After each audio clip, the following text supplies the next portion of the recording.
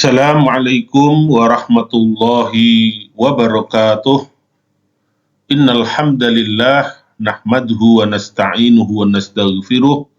Wassalatu wassalamu ala Rasulillah wa ala alihi wa ashabihi wa man wala. Pemirsa dan pendengar KIS Kajian Islam Kisah-kisah Pilihan dalam Al-Qur'an. Pada kesempatan kali ini kita akan mengupas tentang kisah Qissatu Dzulqarnain, kisah Raja Dzulqarnain. Bismillahirrahmanirrahim. Kana sababu nuzuli qissati Dzulqarnain anna Quraisyan talabat minal Yahudi as'ilatan yakhtabiruna biha an-nabiyya sallallahu alaihi wasallam. Adalah sebab turunnya kisah Dzulqarnain ini dimulai dari orang-orang Quraisy. Mereka meminta kepada kaum Yahudi yang mempunyai perbendaharaan cerita-cerita lama. Mereka meminta kaum Yahudi mempermalukan Nabi Muhammad. Caranya bagaimana? Ujilah, berilah pertanyaan kepada Nabi Muhammad tentang kisah-kisah masa lalu, kisah-kisah umat terdahulu. Apakah ia bisa menjawab? Fa'atadhum al-yahudu hadas su'al. Maka orang-orang Yahudi itu kemudian memberikan pertanyaan kepada Kanjeng Nabi, yaitu tentang Dzulqarnain. Haitsukana Dzulqarnain malikan sholihan min Bani Israel. Dzulqarnain ini adalah seorang raja yang solih dari Bani Israel. Atahul mulka wal quwata wal ilma. Ia diberi oleh Allah kerajaan, kekuatan, dan ilmu pengetahuan. Wa kana yad'u ila dinit tauhid. Beliau, Raja Dzulqarnain ini, menyeru kepada agama tauhid, agama yang mengisahkan Allah. Walahu juyusun katsirah. Ia mempunyai pasukan yang banyak. Fasaro yauman fil muhit. Maka suatu hari pergilah ia di suatu lautan benua bisufunihi dengan kapal-kapalnya. Hatta balagha makanan yura anna syamsa tagrubu fihi nihayatal muhit. Sampai ia tiba di suatu tempat yang kelihatan matahari terbenam di sana sebagai akhir dari samudra tersebut. Fawajada inda sahilil muhit unasan lughatuhum gharibah wala ya'buduna Allah. Nah, di tempat terbenamnya matahari itulah Raja Dzulqarnain menemukan sebuah bangsa, sebuah masyarakat yang bahasa mereka sangat asing. Bahasa mereka tidak bisa dipaham. Dan mereka juga tidak menyembah Allah. Wa kana fi juyusi Dzulqarnain katsiran minal mutarajjimin li admati jaisihi. Tetapi untungnya di tengah-tengah pasukan Raja Dzulqarnain ini banyak sekali penterjemah, banyak ahli bahasa, karena memang pasukan beliau ini sangat besar. Wan dimamin naslahu, dan juga bergabungnya banyak orang kepada Raja Dzulqarnain ini. Fatahaddasa ma'ahum al-mutarajjimun. Maka para penterjemah ini kemudian bercakap-cakap dengan bangsa asing ini. Wada'ahum ila dinit tauhid, dan mengajak mereka untuk beragama tauhid. Faman amana tarokahu. Maka siapa yang beriman, maka Raja Dzulqarnain meninggalkannya dalam keadaan aman. Waman asyarra alal kufri. Dan siapa yang tetap dalam kekufuran, azabahu. Maka Raja Dzulqarnain akan menimpakan hukuman kepada mereka, wa qatalahu, bahkan kalau mereka merusak dan menyerang, maka Raja Dzulqarnain tidak segan-segan untuk membunuh mereka, orang-orang yang tidak beriman. Fa'amanu billah, maka berimanlah mereka kepada Allah. Summa talabu minhu an yahmiyahum min qabilataini. Tapi ternyata di belakang mereka ini dalam situasi, kondisi, suasana ketakutan. Mengapa? Mereka ternyata dikuasai oleh dua bangsa besar yang lain, yaitu namanya bangsa Ya'jud dan Ma'jud. Karena itulah ketika mereka beriman, mereka minta syarat kepada Raja Dzulqarnain agar Raja Dzulqarnain bisa melindungi mereka dari serangan Ya'jud dan Ma'jud. Kanu ya'tuna liqatlin nas wa sariqati amwalihim fil lail. Kebiasaan Ya'jud Ma'jud ini adalah mendatangi mereka, membunuh mereka, dan mengambil, menjarah harta benda mereka pada malam hari. Wahum qabilatani azimatani. Mereka ini adalah dua kabilah yang besar. A'daduhum la tuqsa. Jumlah mereka sangat besar sekali, tidak terhitung jumlahnya. Jadi bangsa Ya'jud Ma'jud ini bangsa yang luar biasa. Wa aradu alaihil mal, dan orang-orang yang tinggal di tempat tenggelamnya matahari ini menawarkan kepada Dzulqarnain sejumlah harta benda agar mereka bisa aman dan agar Raja Dzulqarnain mau menolong mereka. Apa yang kemudian dilakukan oleh Raja Dzulqarnain? Faqabila musa'adatahum dunal mal. Ia terima untuk membantu mereka, tapi ia tolak harta benda pemberian mereka. Tidak perlu. Mengapa? Fahuwa malikun ghani. Karena beliau adalah seorang raja yang kaya raya. Jadi tidak perlu diberi bantuan harta benda, silahkan pakai untuk kalian sendiri, aku tetap akan menolong kalian. Kemudian, waqala ma'atanillahu a'dham. Beliau kemudian berkata, apa yang diberikan Allah kepadaku jauh lebih besar dari harta benda kalian. Karena itulah, jangan kau beri aku imbalan apapun. Fatalaba minhum an yusa'iduhu fi bina'i sad. Hanya Raja Dzulqarnain minta tolong kepada mereka untuk membantunya. Mari kita bergotong royong bersama-sama membuat dinding, membuat batas pemisah. Wa talaba tajmi'i quta'il hadid al-kabirah. Raja Dzulqarnain juga meminta mereka untuk mendatangkan, mengumpulkan potongan-potongan besi yang besar. Wa yada'unahu bainal jabalain, dan meletakkannya di antara dua gunung. Jadi besi-besi ini sebagai pagar pembatas. Wa yuqidu 'alaihan nar. Kemudian Raja Dzulqarnain memerintahkan untuk membuat api yang besar. Tsumma ya'tu bin nukhasil mudhab.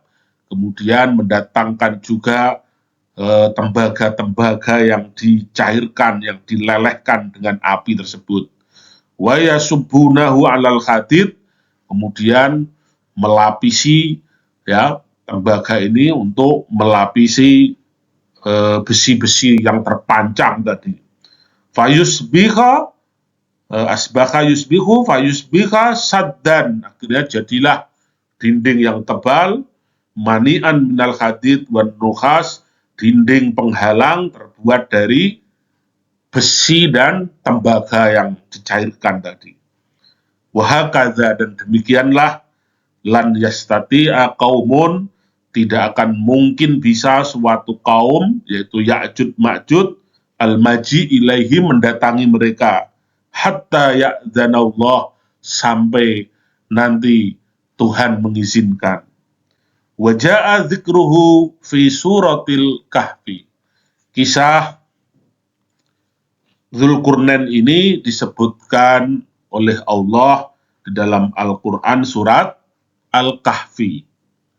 Pemirsa dan pendengar dimanapun berada, dari kisah Dzulqurnain ini ada beberapa hal yang perlu menjadi catatan bahwa Dzulqurnain dalam Al-Quran ya ini tidak diketahui sebagai seorang nabi, sehingga dalam kitab Badi'ul Amali itu yang terkenal tauhid itu ya, wa Dzulqurnaini lam yu'raf nabiyan kadza Luqmanu fakhdar anil jadali.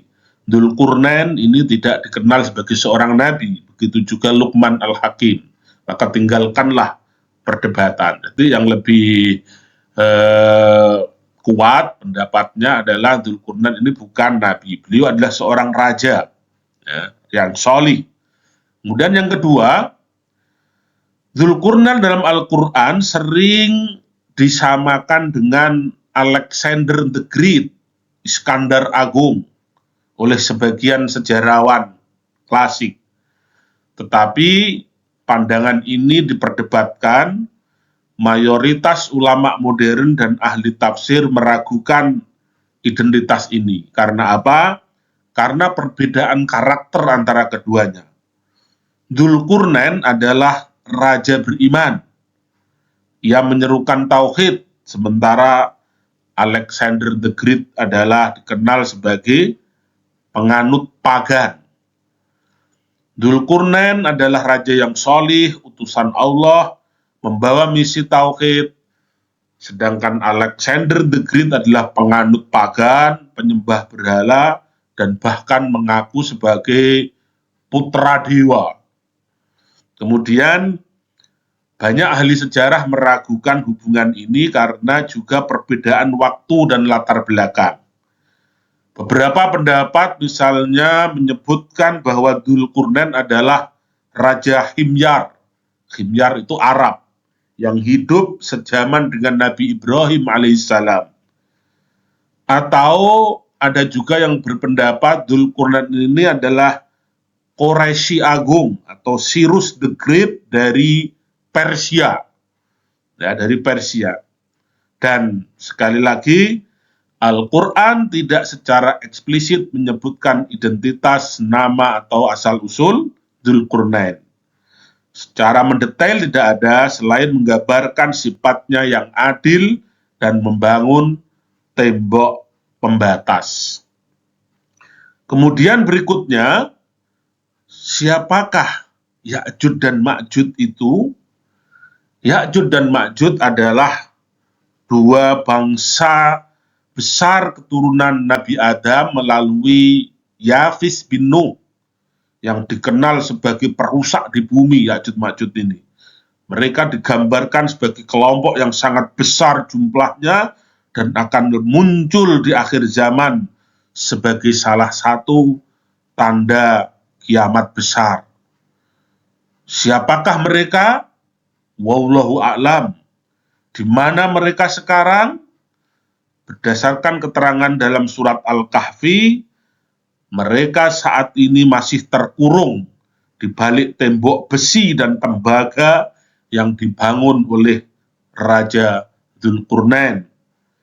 Mengenai lokasi pastinya terdapat beberapa pendapat populer, di antaranya adalah misalnya ada di pegunungan Kaukasus.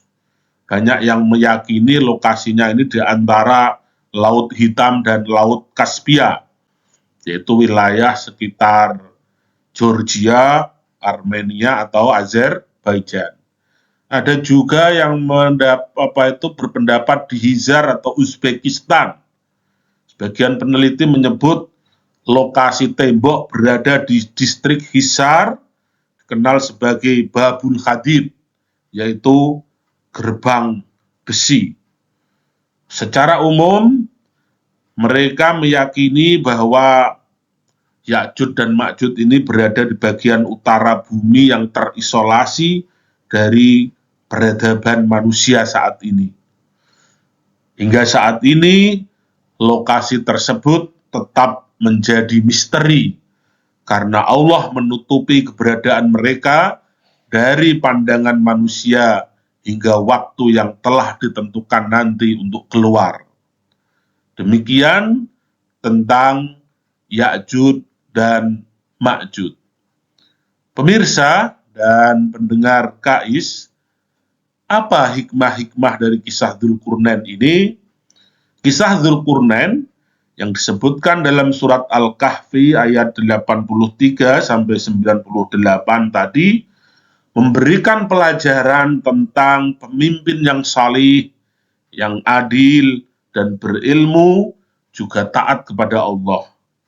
Hikmah utamanya mencakup kewajiban menolong kaum yang tertindas, tidak tamak pada kekayaan, serta pentingnya kolaborasi dan rasa syukur atas nikmat Allah. Kalau kita rincikan misalnya, Dzulqurnain ini bahasa sekarang adalah pemimpin yang adil dan visioner. Contoh pemimpin yang menggunakan kekuasaannya untuk menegakkan keadilan, melindungi kaum lemah dari kezaliman Ya'jud dan Ma'jud, serta menyebarkan kebaikan. Kemudian Dzulqurnain ini tidak tamak harta.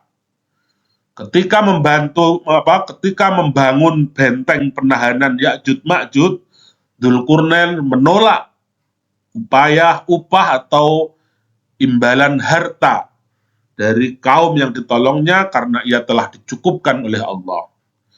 Kemudian yang terpenting juga Dzulqurnain mengajak partisipasi rakyat. Bahasa sekarang kolaborasi. Dzulqurnain tidak bekerja sendiri, melainkan mengajak rakyat yang ditolong untuk ikut serta dalam pembangunan benteng. Disinilah mengajarkan pentingnya gotong royong dan kemandirian. Kemudian Dzulqurnain juga menyandarkan keberhasilan pembangunan benteng yang kokoh sebagai rahmat Allah, bukan semata-mata karena kekuatannya. Bisa juga ditambah, pemimpin yang aktif adalah pemimpin yang turun ke lapangan. Ia tidak hanya memerintah dari jauh, tetapi meninjau langsung sebagaimana Dzulqurnain. Ia terjun langsung meninjau berbagai penjuru wilayah, barat, timur, dan utara untuk memahami kondisi rakyatnya.